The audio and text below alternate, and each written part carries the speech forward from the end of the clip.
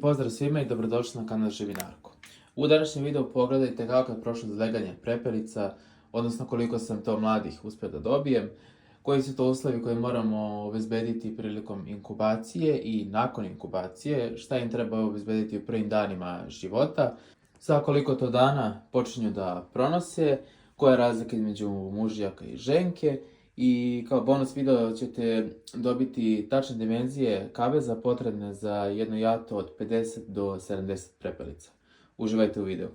Dobro jutro narode, 7 ujutru je i možda su cijelo večer počela da se izležu prepelice. Koliko vidim, dosta njih se izleglo, ako ne i sve.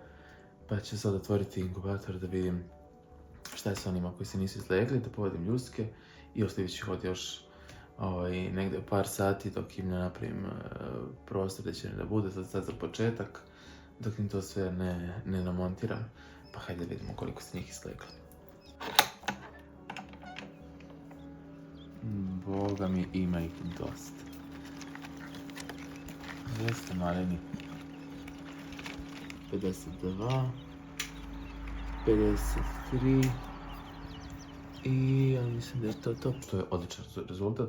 Ubacio sam 70 jaja u inkubator, svi 70 je bilo oplođeno, s tim da sam morao 4 ili 5 komada da sklonim, zato što su bila napukla pa da ne eksplodiraju u inkubatoru. Tako da broj od 52 je odličan. Ne čujem ništa. Ovo i ovo se ugušilo. A svi su oni došli do kraja.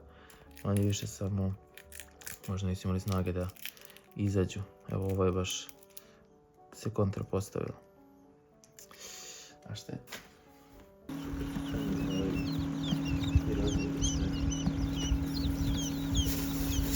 Zadovoljan. I sad ćemo da ih prebacimo u kutiju, obzirom da su odležali dosta. I ovdje će provesti 7 do 10 dana samo malo da ojača, pa ćemo da ih prebacimo tamo u onu prostoriju gdje su ostale prepelice.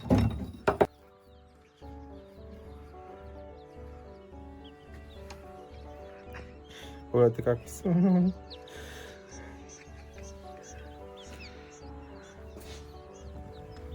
Oba!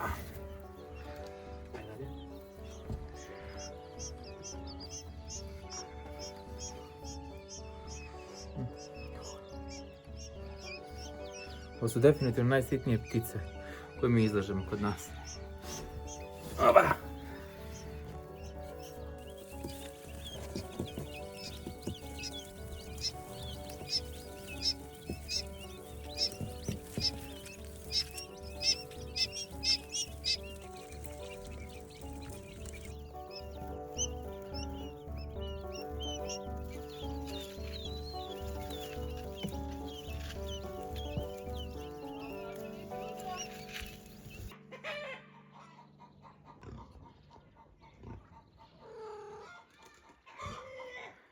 Sedamnaesti februar i zima je ponovo pokucala na vrata.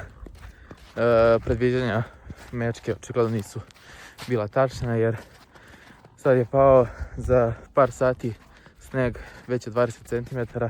Nesalo nam je i struje, znači da imamo male prepelice i morali smo da ih unosimo u kuću. Sad idem da im kupim sijalicu, pošto im je ova pregorela, tako da show danas.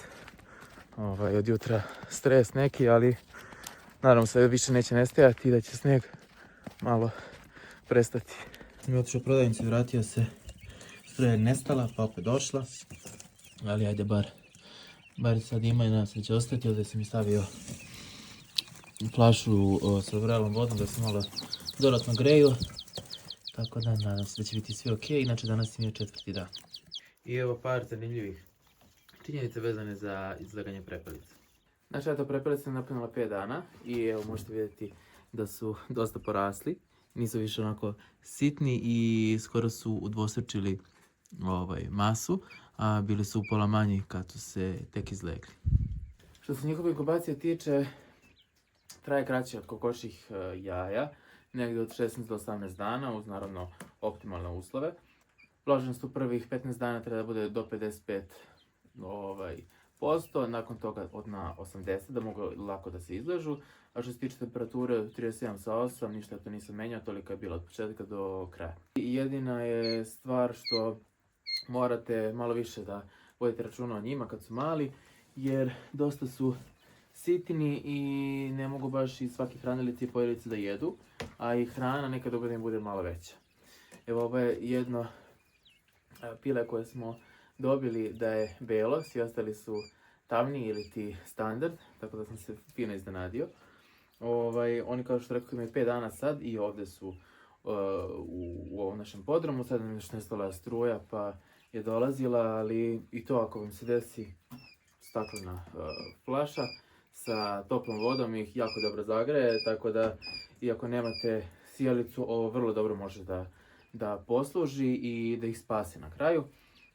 Oni će da provesti nekoliko nedelja dok ne porastu, a nakon toga će biti premeštene u drugi prostor koji sam napravio, a ići ću posle vam pokažem i kako izgleda i o čemu se radi. I ovo sad možete da vidite njih 6-7 da zauzimaju cijelu površinu mojih šaka. Gledajte ovo kuda ide. Gdje ćeš, maleni? Ajde dole. Kad sam ih tek spustio ovdje, njih 15 je sigurno moglo da stane. Tako da jako lepo napreduju i nadam se da će svi uspjeti da doguraju do odraslog doba. Mi im dajemo patentov koncentrat za piliće za uzrast do 3 nedelje. I ovaj koncentrat ima ukupno 22% proteina. Rekoh, malo je krupniji i vidite da oni sad lagano ulaze u hranilicu, ali opet nema veze, mogu da jedu ovdje i onda tu hranu prebacim dalje. A što se tiče pojelica, pravimo im improvizovane do još 7 dana dok ne porastu, pa ćemo onda da im stavimo prave hranilice koje se služe za piliće. Da vam pokažem taj kavez koji sam pravio za prepelice. Dimenzija je 1,25 m sa 0,7, odnosno 125 cm, 70 cm je širina i visina je negdje oko 50 cm. Ovdje će imati neku sijalicu koja će da im svetli, da ih greje, a ovdje ćemo moći lagano da im dajemo hranu. Dole će ići najlon i slojevi kao što su piljevina i slama, da se ova OSB ploča ne pokvasi i da ne propadne. Ali vjerujem da će im jako poslužiti, praktično je, visoko je. Tako da možemo lagano da otvaramo, menjamo im hranu, vodu i uzimamo jaja. Inače napravio sam i gnezdo za mandarinke. Bilo je boga mi izazovno napraviti ovakvu rupu. Inače unutrašnje dimenzije su negdje oko 25 puta 25 i visina je čini mi se 60 cm, tako nešto. Ide 65 i gore imamo deo gdje ćemo otvoriti da provjeramo da li nose. Obzirom da su plašljive, vjerujem da će podiljati čim vide gnezdo jer im je strano, ali danas da će se navići, stavit ću malo sena unutra i ostaviti tamo pa šta im Bog da. Što se prepelice tiče, mi imamo ovdje jedno jato do 8 prepelica i nažalost sad su već dosta omotarili, imaju 3 godine i njihov životni vijek nije nešto puno dug, drže se u eksploataciji godinu dana maksimalno i onda nakon toga se menjaju. Ja moje nisam menjao, tek sad sam kupio jaja, znači ona jaja nisu uopšte bila njihova, nego sam ih kupio. I ja mogu da vam kažem par stvari vezane za prepelice, to je da nakon što se izlegu, prepelice posle 35 do 40 dana počne da nose. Tako da za nepuna 2 mjeseca dobijate jaja od njih. I ja imam njih 50-ak pa ću vidjeti koliko ima mužjaka i ženki. Ali evo možete vidite, Miran, možete vidite mužjaka i njegovu boju kako je ovdje narančasta. To je karakteristika za mužjak i ovdje imaju pozadi kod repa žlezdu, tako ćete prepoznati da imate mužjaka, a ženke su malo drugačije. Mir, samo da ih hvatim lepo. Ženke su malo drugačije, budu krupnije od mužjaka i vidite njene šare ovdje kakve su, da se razlikuju od mužjaka, tako da to će vam biti još jedan pokazatelj da li imate mužjaka ili ženku. Jako su dobre što se tiče nošenja, naročito kad su mlade. I njihova jaja su, znate sami, jako zdrava i puno ljudi ih koristi za lečenje astme, leukemije, oporavka od hemoterapije, respiratornih infekcija i zaista jako su dobra. Jedino osobe koje imaju slab žuč ili ga nemaju, ne bi smjeli da jedu ovo jaje. Danas od njih imamo 2 jajeta i bude dovoljno jaja da pokrije naše potrebe, ali volio bih da se proizvodnja malo poveća. I htio bih ovim putem da se zahvalim Fari Milenković iz Knjaževca koja mi je poslala ova jaja.